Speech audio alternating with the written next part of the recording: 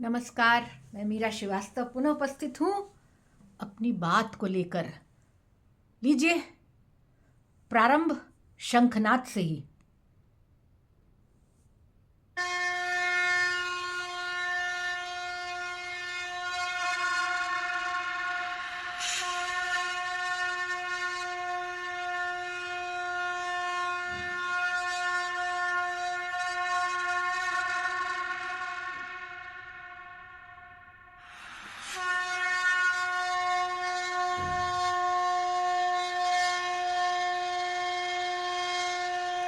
किसी कार्य का प्रारंभ शंखनाद है।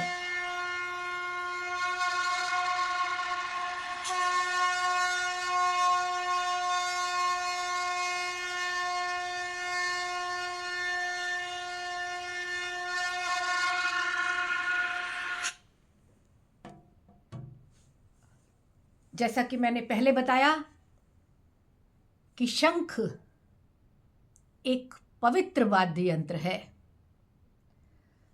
समुद्र मंथन में जो 14 रत्न निकले थे उसमें से एक है छठे नंबर का, जहाँ तक मुझे याद है छठे नंबर का जो रत्न निकला वो था शंख। लक्ष्मी जी भी इसी से निकली। तो हम ये मानते हैं कि शंख भी लक्ष्मी का रूप है। ऐसी मान्यता है कि शंख को घर में रखने से लक्ष्मी आती है। एक तरीका है इसको रखने का। उस तरीके से यदि हम रखते हैं, कभी इस पर फिर बात करेंगे, तो घर में शुभता आती है, घर में सकारात्मक ऊर्जा आती है, घर में लक्ष्मी आती है। और वैज्ञानिक दृष्टि से देखें तो ये अपने आसपास के जो वातावरण हो, जब शंख ध्वनि होती है, जब शंख बजता है, जब शंखनाद होता है, तो एक सकारात्मक ऊर्जा का विकास होता है।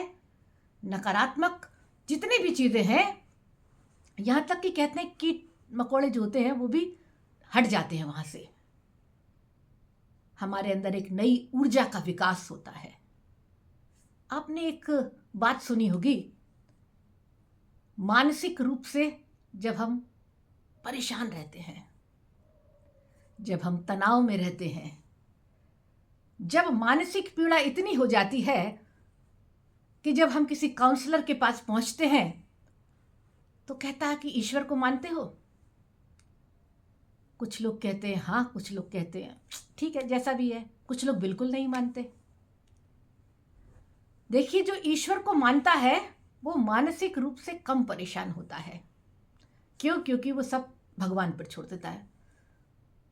राम जी की माया, कहीं धूप कहीं छाया, सब कुछ भगवान भरोसे, इसलिए वो मानसिक रूप से परेशान नहीं होता। पर जहाँ दिमाग हमारा तर्क वाला होता है ना, जब हम क्यों क्या कैसे समझने लगते हैं, पूछने लगते हैं, हम उसको नहीं मानते हैं, तब हम ज़्यादा परेशान होते हैं। क्योंकि हमारे पास कोई नहीं होता जिसे हम कहें कि तेरा तुझको अर्पण। ऐसे में उनको सलाह दी जाती है, आप ईश्वर को माने या न माने, आप मंदिर जाएं। मंदिर जब जाते हैं तो इतने सारे लोग जो उस मंदिर में आते हैं, उनके अंदर एक ऊर्जा का संचार होता है, भक्ति का। उस भक्ति का जो असर होता है वो चारों तरफ रहता है। जो स्थापित किए जाते हैं भगवान, उसमें जो हम प्राण प्रतिष्ठा करते हैं तो उसमें कई तरह के तत्व डाले जाते हैं। जैसे मरकरी होता है, जिस है ना, जैसे तांबा होता है, चांदी होता है, उसको उस गर्भ जहाँ पे स्थापित करना होता है वहाँ पर स्थापित किया जाता है। मूर्ति के नीचे एक निश्चित जगह होती है, वहाँ पर उसको स्थापित करते हैं। उन तत्वों की ऊर्जा भी हमें वहाँ मिलती है, इसीलिए मंदिर नंगे पैर जाया जाता है कि हम अपने पैरों से उस ऊर्जा को ग्रहण करें। और सच मानिए, जब वो संगीत बजता है कि जब नगाड़े बज रहे होते हैं, जब घंटे घड़ियाल बज रहे होते हैं, और जब शंख की ध्वनि होती है, तो निश्चित मानिए आप भगवान को मानते हो चाहे नहीं मानते हो, आपके अंदर एक सकारात्मक भाव उस संगीत से उत्पन्न होता है, उस ऊर्जा से अनुभव होता है और मानसिक परेशानियां दूर होती हैं। इसीलिए मानसिक परेशानियों को दूर करने के लिए सलाह दी जाती है कि आप पूजा करें। जब हम पूजा करते हैं तो हम इन सब माध्यमों को यूज़ करते हैं, प्रयोग में लाते हैं, ईश्वर पर श्रद्धा रखते हैं, इन सभी सकारात्मक ऊर्जाओं को अपने अंदर ग्रहण करते हैं तो मानसिक परेशानी दूर हो जाती है। तो हम आदि काल से यदि देखें तो ये शंख इसी रूप में, भक्ति के रूप में शुरुआत हुई, श्रद्धा और भक्ति के रूप में, और यदि वैज्ञानिक रूप से आप माने तो सकारात्मक ऊर्जा का विकास हमारे मानसिक स्वास्थ्य के लिए बहुत अच्छा है। आपने बच्चों को देखा होगा जो समुद्र के किनारे जहाँ पे लोग रहते हैं कि शंख वो लेते हैं और कान से लगाते हैं। ऐसा मानते हैं कि उसमें समुद्र की आवाज सुनाई देती है। अब सच में देती है कि नहीं, ऐसा माना जाता है, मालूम नहीं, पर ऐसा कहा जाता है कि जब लगातार उसको एकाग्र होकर हम उसको सुनते हैं तो आदि ओम, जो ओम का शुरुआती प्रारंभ थी, उस ओम की आवाज भी हमको उस शंख में सुनाई देती है। और जब हमको ओम सुनाई देता है तो हिंदू धर्म का तो आधार ही ओम है। सारा ब्रह्मांड, सारे देवी देवता, सब ईश्वर तत्व उस शंख के अंदर हैं। आपने शंख के संबंध में एक कहानी सुनी है? कहानी सुनाने का मुझे शौक है, आइए सुनाती हूं। वैसे तो बहुत सारे सर्प होते हैं जो नाग, उनके नाम भी शंख के नाम पर होते हैं। शंखचूड़, शंखनाग और भी दो चार हैं, मुझे याद नहीं है। ऐसे ही शंख इतने बड़े बड़े भी होते थे, या कह लीजिए दैत्य इतने छोटे होकर उसमें घुस जाते थे। ऐसी एक कहानी है। एक बार श्री कृष्ण सुदामा का नाम आपने सुना होगा। दोनों ने एक ही गुरु के आश्रम में एक शिक्षा ग्रहण की। तो गुरु संदीपनी के पुत्र को एक राक्षस उठा के ले गया। तो गुरु ने कहा कि गुरु दक्षिणा में उनको श्री कृष्ण से अपना पुत्र वापस चाहिए। कृष्ण पहुंचे दैत्य को पकड़ने।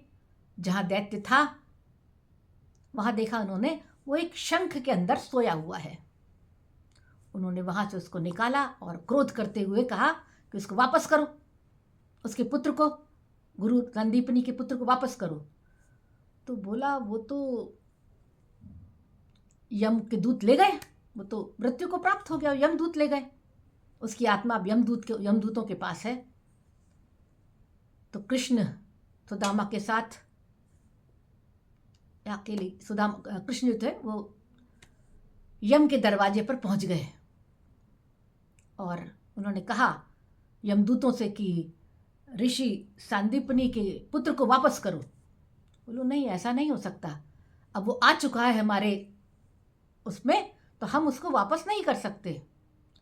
कृष्ण को गुस्सा आया, उनको तो गुरु दक्षिणा देनी थी। तो उन्होंने शंख को बजाया। उस शंख को, जो वो राक्षस जिसमें सोया था, उस शंख को ले लिया था उन्होंने और उस शंख को बजाया। कहते हैं उस शंख की इतनी तेज गर्जना थी कि यमलोक कांप उठा और आखिर में यमदूतों ने, यमराज जी ने उनके पुत्र को शरीर सहित वापस किया और कृष्ण ने अपनी गुरु दक्षिणा पूरी की। तब ऋषि संदीपनी ने, गुरु संदीपनी ने वो शंख जो था वो कृष्ण को दिया और तब से ही वो उनके पास रहा।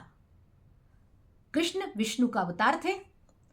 विष्णु के पास ये शंख था जो बाद में ऋषि संदीपनी ने भगवान श्री कृष्ण को दिया और यही उनका पांचजन्य शंख था। कहते हैं पांचजन्य जो शंख है वो बड़ी ही एक अनोखा शंख कहलाता था। उसको हर कोई नहीं बजा सकता था। आज भी वो कहाँ है? ऐसा कहते हैं कि हरियाणा के एक स्थान पर वो शंख मिला है, क्योंकि बहुत ही प्राचीन चीज़ों में उस एक कहीं से उनको मिला, पर आज तक उसको कोई बजा नहीं पाया है। कोई कहता है कि पांचजन्य शंख जो शंख है वो बद्रीनाथ की किसी इलाके में है, पर आज तक उसे भी कोई बजा नहीं पाया है। तो शंख की ये विशेषता है।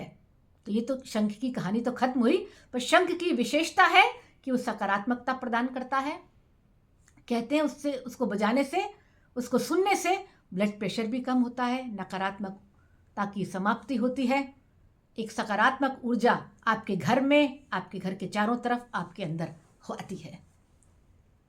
लोकवाद्यों के रूप में बात करें तो यदि हम आसाम, बंगाल, उड़ीसा के क्षेत्र में देखें तो यहाँ पर शोंगशोर एक विशेष प्रकार का बात है, एक प्रथा है, एक फिलॉसफी है, जिसमें शंख के बारे में बहुत कुछ कहा गया है।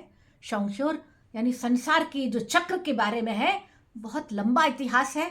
उसके बारे में कभी मौका मिला तो मैं फिर कभी बात करूंगी, पर उसमें शंख की महत्ता और पूरा सांस्कृतिक महत्व क्या है ये पूरा दर्शाया गया है उसके माध्यम से। तो इन क्षेत्रों में, बंगाल, उड़ीसा और आसाम के क्षेत्रों में शंख बहुत ही महत्वपूर्ण है। वहाँ जो छोटी सी पूजा होती है, जिसमें शाम को आपने अधिकतर देखा, हमारे उत्तर भारत में भी प्रचलित है, शाम के समय तुलसी के पास दिया जलाया जाता है और सज धज कर शाम को दिए जलाती हैं और शंख का उच्चारण करती हैं, यानी शंख में शुभता आए। किसी भी त्योहार पर, किसी भी रस्म पर, किसी भी कार्यक्रम में महिलाएं जो हैं वो शंख का उच्चारण करती हैं, तभी शुभता आती है। ऐसा लोक हमारी संस्कृति में विचार किया जाता है। तो शंख जो है हमारा बहुत ही पवित्र वाद्य यंत्र है, जो फूंक कर, जो अपने श्वास के द्वारा फूंक कर बजाया जाता है। इसको भक्ति और आदिकाल से चुना गया और आज हमारे यहाँ हर क्षेत्र में भक्ति के रूप में ये प्रचलित है, परंतु बंगाल में ये लोक संस्कृति के अंतर्गत हर घर घर में शंख ध्वनि बजाई जाती है। आप भी शंख ध्वनि का उपयोग करें, शंख को बजाएं, कोशिश करें बजाने की। आपके अंदर सकारात्मकता आएगी। शंख ध्वनि सुने, मंदिर जाएं, घर में रखें। सच मानिए आपके अंदर इनकी ध्वनि से, इस शंखनाद से, इसकी आवाज से एक विशेष प्रकार की जो तनाव है, उनको दूर करने में आपको सहायता मिलेगी। मैं उम्मीद करती हूँ शंख ध्वनि आपके जीवन में, आपके घरों में सब जगह शुभता लाए। इसी विचार के साथ, इसी इच्छा के साथ सभी को नमस्कार। आज का वीडियो पसंद आए तो लाइक करिए, शेयर करिए और सब्सक्राइब भी करिए। एक शिकायत है मुझे कि बहुत सारे लोग मुझे व्हाट्सएप पर जो उनको पसंद आता है वीडियो बताते हैं, परंतु लाइक का बटन दबाना भूल जाते हैं। तो कृपया करके उसको भी दबाएं।